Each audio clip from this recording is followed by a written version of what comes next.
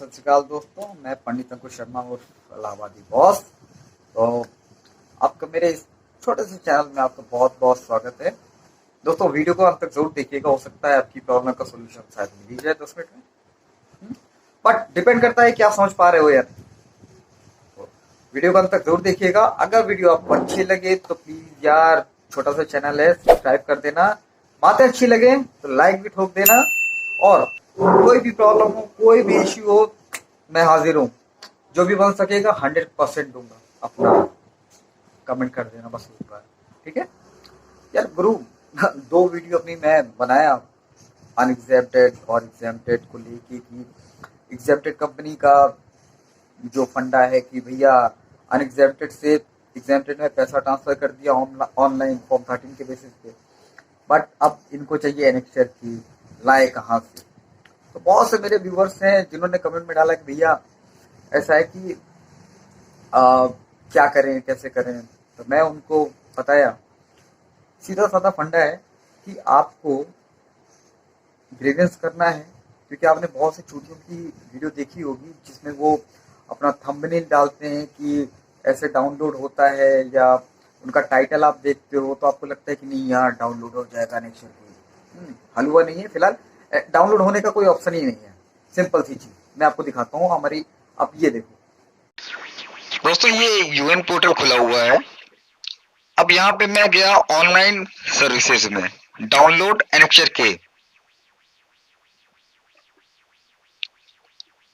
No exempted to unexempted provident fund transfer claim associated with the UAN.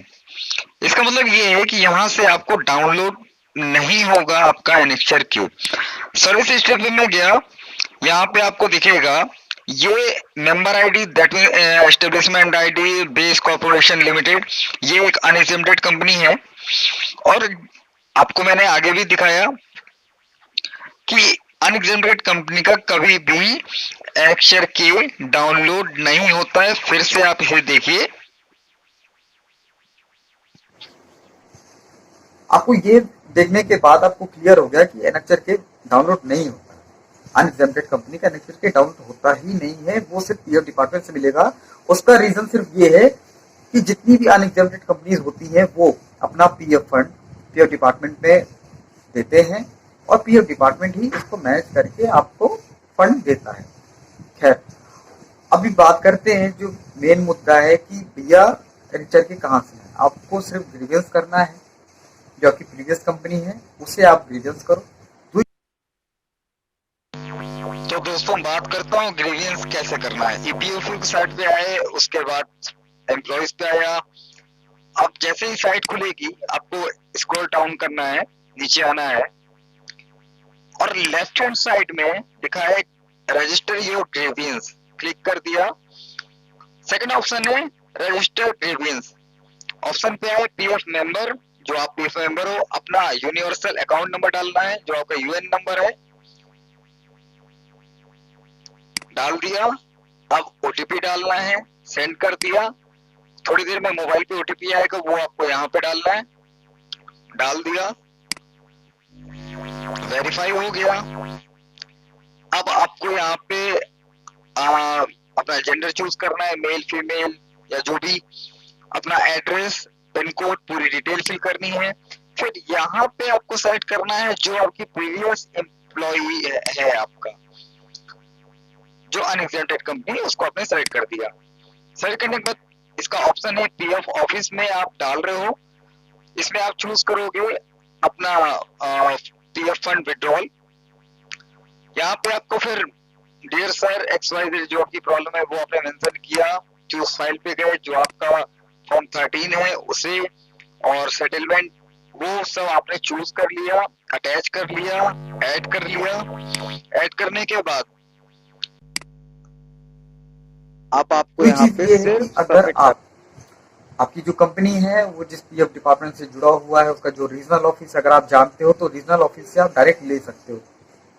लेने के बाद आप बाय मेल आप एग्जेम्प्टेड कंपनी को भेज दो, या अगर वो कहते हैं बाय पोस्ट भेजना है आप बाय पोस्ट भेज दो।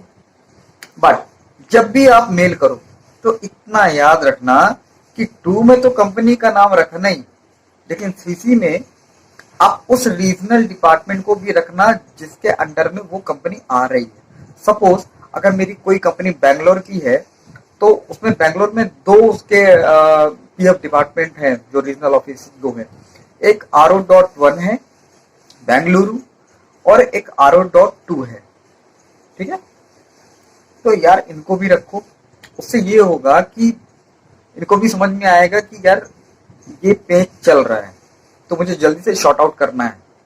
और जब भी आप ग्रीवियंस करो तो इतना याद रखो कि आपका जब भी आप ग्रीवियंस करते हो तो उसमें जो अटैच फाइल होता है, अटैच फाइल में आपको फॉर्म 13 दूसरा आपको रखना है जो आपका सेटलमेंट हुआ है, जो पासबुक में आपको शो कर रहा है कि भैया ये सेटल हो गया है, उसका एक स्क्रीनशॉट वो आप रखो और मेंशन भी कर दो here with attach number 1 form 13 और नंबर 2 में स्नैपशॉट ऑफ सेटलमेंट, इतना रख दो और आप ग्रीवियंस करो।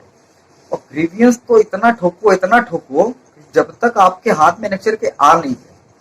और मेरे इतने व्यूवर्स हैं जिन्होंने मेरे पहले वीडियो में बहुत सारे कमेंट दिए, अपना कॉन्टेक्ट नंबर दिया, मैंने उनसे बात किया यार, उनमें से 90% मुझे ऐसे बंदे मिले जिन्होंने पर्टिकुलर सिर्फ एक ही कंपनी का नाम लिया, वो था टीम लीज। मुझे समझ में नहीं आ रहा है कि टीम लीज को पीओ डिपार्टमेंट कैसे इनको मैनेज करने का अधिकार दे दिया कि आप अपने एम्प्लॉइज का आप खुद पीएफ मैनेज कर सकते हो। खैर, और वो तो पीएफ डिपार्टमेंट जाने और पता नहीं। खैर, अगर मैं टीम लीज की बात करता हूँ तो टीम लीज का शेयर पता है कितना है? उतना टाटा स्टील का भी नहीं है।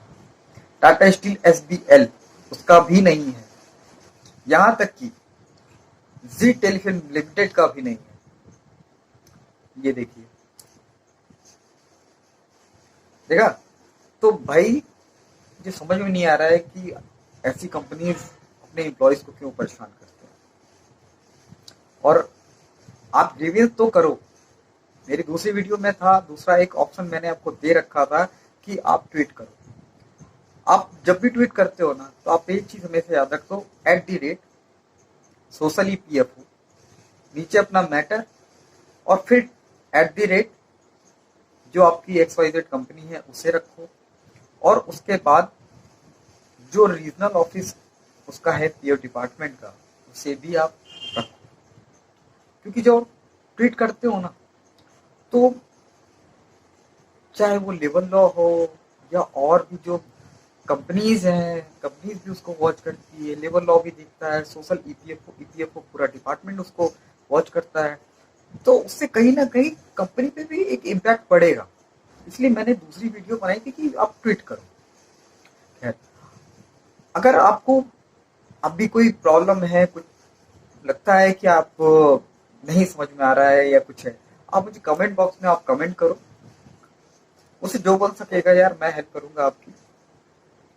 और अगर आप मुझे कुछ सुझाव देना चाहते हैं तो बेशक आप मुझे कमेंट करें और आप अपनी बात बताएं। ओके, तो टेक केयर फ्रेंड, और बहुत जल्दी मिलता हूँ फिर कुछ नया लेके।